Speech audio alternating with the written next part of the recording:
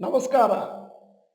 ಇವತ್ತಿನ ವಿಡಿಯೋ ಸಮೀಕ್ಷೆಯ ಪ್ರಕಾರ ಭಾರತದ ಆರ್ಥಿಕ ಪರಿಸ್ಥಿತಿ ಚೆನ್ನಾಗಿದೆ question mark.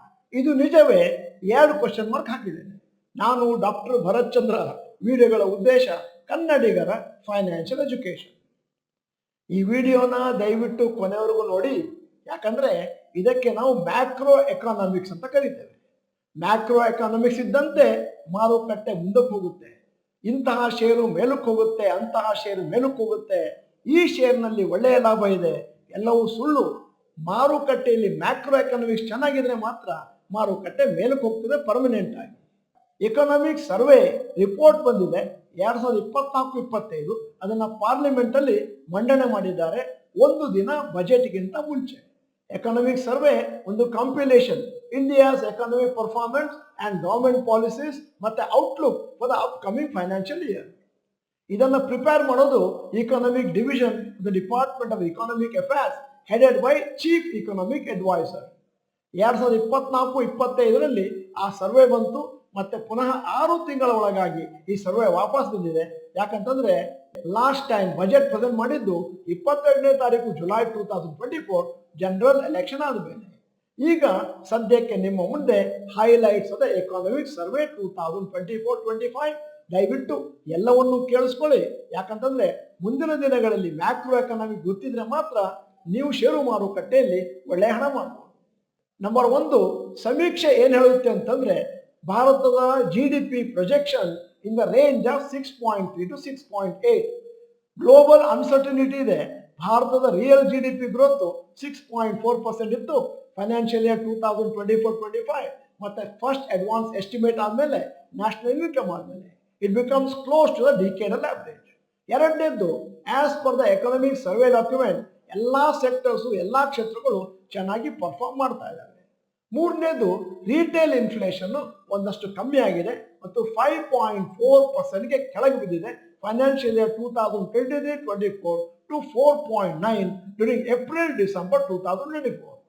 Reserve Bank of India ಮತ್ತು ಇಂಟರ್ನ್ಯಾಷನಲ್ ಮಾನಿಟರಿ ಫಂಡ್ ಅವರು ಪ್ರೊಜೆಕ್ಟ್ ಮಾಡ್ತಾ ಇದ್ದಾರೆ India's consumer price inflation gradual ಆಗಿ ಕೆಳಗೆ ಹೋಗುತ್ತೆ. Target 4% financial year 2025-26. 4ನೇ ಪಾಯಿಂಟ್, ಈ ಸರ್ವೆಯ ಪ್ರಕಾರ FIIಗಳು ಒಂದಷ್ಟು ಮಿಕ್ಸ್ಡ್ ಟ್ರೆಂಡ್ ಅನ್ನು ತೋರಿಸ್ತಾ ಇದ್ದಾರೆ 24-25 ಇಲ್ಲಿಯವರೆಗೆ. ಅನಿಶ್ಚಿತತೆ ಗ್ಲೋಬಲ್ ಮಾರುಕಟ್ಟೆಯಲ್ಲಿ ಜಾಸ್ತಿ ಇದೆ. ಅದರಿಂದಾಗಿ ಪ್ರಾಫಿಟ್ ಬುಕಿಂಗ್ ಮಾಡ್ತಾ ಇದ್ದಾರೆ ಫಾರಿನ್ ಪೋರ್ಟ್ಫೋಲಿಯೋ ಇನ್ವೆಸ್ಟರ್ಸ್. ಅದರಿಂದಾಗಿ ಭಾರತದಿಂದ ಒಂದಷ್ಟು ಹಣ ಹೊರಕ್ಕೆ ಹೋಗಿದೆ. 5ನೇ ಪಾಯಿಂಟ್, ಇಕನಾಮಿಕ್ ಸರ್ವೆ ಏನ್ ಹೇಳುತ್ತೆ ಅಂತಂದ್ರೆ ಭಾರತದ ವಿದೇಶಿ ವಿನಿಮಯ ರಿಸರ್ವ್ ಏನಿದೆ ಅದು ಹೈ ಇತ್ತು $706 ಬಿಲಿಯನ್ ಸೆಪ್ಟೆಂಬರ್ 2024 ಮತ್ತು ಸದ್ಯಕ್ಕೆ $640.3 ಬಿಲಿಯನ್ ಇದೆ. ಅಂದ್ರೆ 55.06 ಲಕ್ಷ ಕೋಟಿ ಡಿಸೆಂಬರ್ 27, 2024 ಅಂದ್ರೆ ಕವರಿಂಗ್ 89.9% ಆಫ್ ಎಕ್ಸ್ಟರ್ನಲ್ ಡೆಟ್. 6ನೇ ಪಾಯಿಂಟ್, ಕಮರ್ಷಿಯಲ್ ಬ್ಯಾಂಕ್ಗಳಲ್ಲಿ ಒಂದಷ್ಟು ಕನ್ಸಿಸ್ಟೆಂಟ್ ಡಿಕ್ಲೈನ್ ಇದೆ. NPA ನಾನ್ ಪರ್ಫಾರ್ಮಿಂಗ್ ಅಸೆಟ್ 2017-18 11.2% ಇರೋದು ಈಗ ಅಂದಾಜು 2.6% ಬಂದಿದೆ ಎಂಡ್ ಆಫ್ ಸೆಪ್ಟೆಂಬರ್ 2024. ಅಲ್ಲದೆ ಇನ್ಶೂರೆನ್ಸ್ ಪ್ರೀಮಿಯಂ ಜಾಸ್ತಿ ಆಗಿದೆ, 7.7% ಹೋಗಿದೆ 2023-24 reaching 11.2 lakh crores and total number of pension subscribers ಜಾಸ್ತಿ ಆಗಿದೆ 16% ಆಗಿ year on year as of September 2024. ಭಾರತದ ಟೋಟಲ್ ಎಕ್ಸ್ಪೋರ್ಟ್ಸ್ ಒಂದಷ್ಟು ಮೇಲಕ್ಕೆ ಹೋಗಿದೆ, ಒಂದಷ್ಟು ಗ್ರೋತ್ ಅನ್ನು ತೋರಿಸ್ತಾ ಇದೆ ಏಪ್ರಿಲ್-ಡಿಸೆಂಬರ್ 2024 ಪೀರಿಯಡ್ ಅಲ್ಲಿ. ಮತ್ತು ಟಚ್ ಆಗಿರೋದು ಅಮೆರಿಕನ್ ಡಾಲರ್ಸ್ $602.6 ಬಿಲಿಯನ್ ಅಥವಾ 51.82 ಲಕ್ಷ ಕೋಟಿ. ಅಭಿವೃದ್ಧಿ ಆಗಿದೆ ಸರ್ವಿಸಸ್ ಮತ್ತು ಗೂಡ್ಸ್ ಎಕ್ಸ್ಪೋರ್ಟ್ ಅಲ್ಲಿ ಎಕ್ಸ್ಕ್ಲೂಡಿಂಗ್ ಪೆಟ್ರೋಲಿಯಂ ಅಂಡ್ ಜೆಮ್ಸ್ ಮತ್ತು 10.4% ಗ್ರೋತ್ ಅನ್ನು ರೆಕಾರ್ಡ್ ಮಾಡಿದೆ. ಇದೇ ಅವಧಿಯಲ್ಲಿ ಆಮದು ಆಗಿರೋದು USD $682.2 ಬಿಲಿಯನ್ ಅಥವಾ 58.66 lakh crores, registering a growth of 6.9%. 8ನೇ ಪಾಯಿಂಟ್, ಎಕನಾಮಿಕ್ ಸರ್ವೆ ಏನ್ ಹೇಳುತ್ತೆ ಅಂತಂದ್ರೆ deregulation of various sectors to help improve growth. 9ನೇ point, building infrastructure physical, digital, social ಎಲ್ಲ central focus area of government the last 5 years.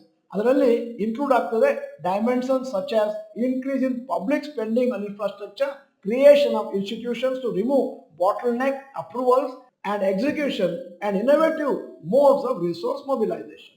ಹತ್ತನೇದ್ದು ಸರ್ಕಾರದ feeling ಏನು ಅಂತಂದ್ರೆ ಸರ್ಕಾರದಿಂದ ಬರುವಂತಹ ಬಂಡವಾಳ ಸಾಕಾಗುವುದಿಲ್ಲ, ಅಪ್ಗ್ರೇಡಿಂಗ್ ದ ಕಂಟ್ರೀಸ್ ಇನ್ಫ್ರಾಸ್ಟ್ರಕ್ಚರ್, ಅದರಿಂದ ಪ್ರೈವೇಟ್ ಕಂಪನಿಗಳು ಕೂಡ ತಮ್ಮ ಪಾರ್ಟಿಸಿಪೇಷನ್ ಅನ್ನು ಜಾಸ್ತಿ ಮಾಡಬೇಕು, ಮೂಲಭೂತ ಸೌಕರ್ಯಗಳನ್ನು ಜಾಸ್ತಿ ಮಾಡಲಿಕ್ಕೆ. ಇದರಿಂದ ನಮ್ಮ ದೇಶ ಸ್ವಲ್ಪ ಫಾಸ್ಟ್ ಆಗಿ ಡೆವಲಪ್ ಮಾಡಬಹುದು. ಇಕನಾಮಿಕ್ ಸರ್ವೆ ಅನ್ನುವಂಥ ಡಾಕ್ಯುಮೆಂಟು ಬಹಳ ದೊಡ್ಡ ಡಾಕ್ಯುಮೆಂಟು. ನಾವು ಅದರಲ್ಲಿ ಕೆಲವು ಹೈಲೈಟ್ಗಳನ್ನು ಮಾತ್ರ ನಿಮ್ಮ ಮುಂದೆ ಇಟ್ಟಿದ್ದೇವೆ. ನಿಮಗೆ ಜಾಸ್ತಿ ಡೀಟೇಲ್ಸ್ ಬೇಕು ಅಂತಂದ್ರೆ ದಯವಿಟ್ಟು ಗೂಗಲ್ ಮಾಡಿ ಡೌನ್ಲೋಡ್ ಮಾಡಿ ಅದನ್ನು ಓದ್ಬೋದು. ಇವತ್ತು ಜನವರಿ 31, ನಾಳೆ ಫೆಬ್ರವರಿ 1. ನಾಳೆ ಭಾರತದ ಬಜೆಟ್ ಅನ್ನು ಮಂಡನೆ ಮಾಡ್ತಾರೆ. ಎಲ್ಲರ ಚಿತ್ತ ಅದರತ್ತ ಇದೆ. ಸದ್ಯಕ್ಕೆ ಕಾದು ನೋಡಬೇಕಾಗಿದೆ ಏನಾಗುತ್ತೆ ಅಂತ. ವಿಡಿಯೋದ ಕೊನೆಯಲ್ಲಿ ಇವತ್ತಿನ ವಿಡಿಯೋಗೆ ಸಂಬಂಧಪಟ್ಟ ಹಾಗೆ ಒಂದು ಪ್ರಶ್ನೆ ಕೇಳ್ತಾ ಇದ್ದೇನೆ.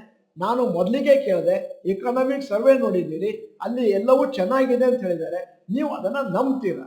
ಎಸ್ ಅಥವಾ ನೋ ಅಂತ ಟೈಪ್ ಮಾಡಿ. ನೀವು ಡಾಕ್ಟರ್ ಭರತ್ ಚಂದ್ರ ಇನ್ಸ್ಟಿಟ್ಯೂಟ್ ಕನ್ನಡ ಚಾನಲ್ ಮೆಂಬರ್ ಅಲ್ಲ ಅಂತಂದ್ರೆ ಇದೀಗ ಸಮಯ.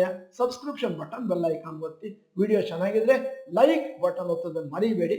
ವಿಡಿಯೋನ ನಿಮ್ಮ ಎಲ್ಲಾ ಸ್ನೇಹಿತರಿಗೂ ಫಾರ್ವರ್ಡ್ ಮಾಡಿ. ವಿಡಿಯೋನ ಸಂಪೂರ್ಣವಾಗಿ ನೋಡಿದ್ದಕ್ಕೆ ಧನ್ಯವಾದಗಳು. ನಮಸ್ಕಾರ.